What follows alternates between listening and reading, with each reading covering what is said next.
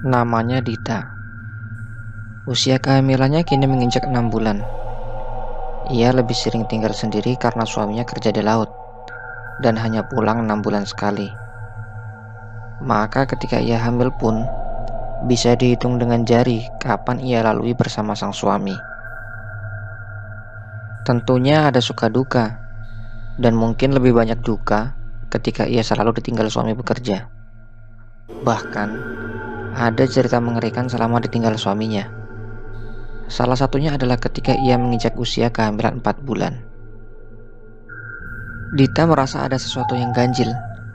Ketika tidur, Dita selalu merasa ada yang memeluknya. Atau setiap bangun di pagi hari, ia selalu menemukan ulat hitam bertanduk di lantai kamarnya. Padahal di sekitar rumah tidak ada pohon sama sekali.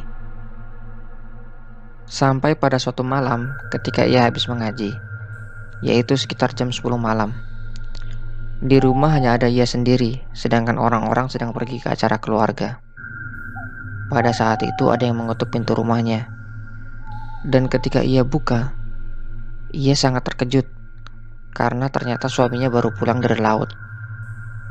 Ia sangat senang sekaligus bingung karena tidak biasanya suaminya pulang larut malam seperti saat ini. Seperti biasa, Dita pun menyiapkan makan untuk sang suami dan juga air hangat untuk mandi. Tapi yang aneh, secuil pun makanan tidak ia makan sama sekali. Padahal biasanya suaminya bila pulang selalu minta ia masakkan makanan kesukaannya. Dan ketika ia menyuruhnya untuk mandi lalu sholat, suaminya menjadi sangat marah dan menariknya ke kamar untuk melakukan hubungan intim. Dita merasa ada yang ganjil karena biasanya suaminya tidak pernah seperti ini. Tapi ia pun tidak bisa menolak karena itu adalah suaminya. Sampai ketika mereka sudah benar-benar dalam keadaan tidak memakai baju dan ia mencium aroma tubuh sang suami.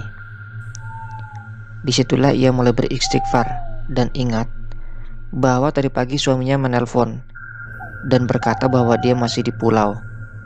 Suaminya juga baru akan pulang seminggu lagi. Ketika ia sadar, sekujur tubuhnya mulai kaku dan tidak bisa digerakkan.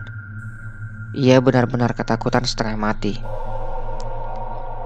Yang ada hanyalah rasa jijik dan ingin memberontak yang ia rasakan saat ia merasakan ada tangan yang mulai meraba tubuhnya. Dita pun mulai membaca ayat Al-Quran di dalam hati. Sampai ketika mulutnya bisa digerakkan, ia berteriak sambil membaca ayat kursi. Dan ketika ia membuka mata, ia berada di dalam kamar dan sudah tidak ada siapa-siapa. Keringat dingin mulai membasahi tubuhnya. Anehnya, ketika ia sadar, ternyata ia masih memakai pakaian lengkap. Dan ketika ia memeriksa makanan yang sudah dibuatnya, serta air hangat yang sudah disiapkan, semua itu pun sudah tidak ada.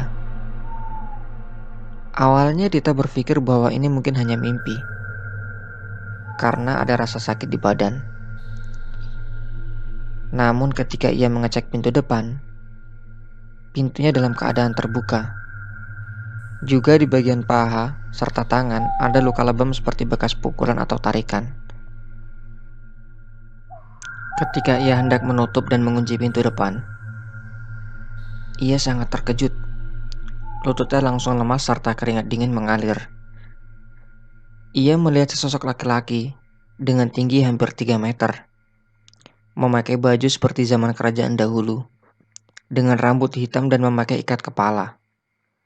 Bermuka gosong dengan mata hijau menyala dan sedang menatapnya sambil memainkan alat kelaminnya.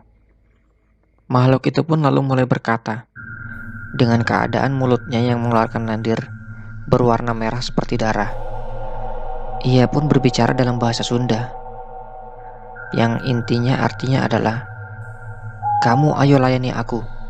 Kamu sekarang sudah menjadi istriku."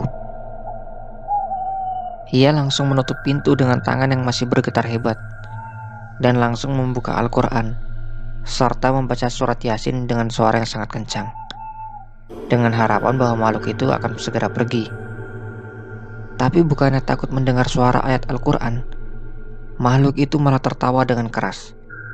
Saking kerasnya, seluruh rumah seakan bergetar. Dita yang sudah tidak kuat langsung tak sadarkan diri. Dan keesokan paginya, ketika keluarganya sudah pulang, mereka menemukan Dita pingsan di ruang tamu. Semenjak kejadian itu, Dita semakin memperbanyak ibadahnya, juga memanggil ustadz untuk membacakan doa di rumahnya. Suaminya pun kini lebih banyak menemaninya, dan syukurnya makhluk tersebut sudah tidak pernah lagi muncul.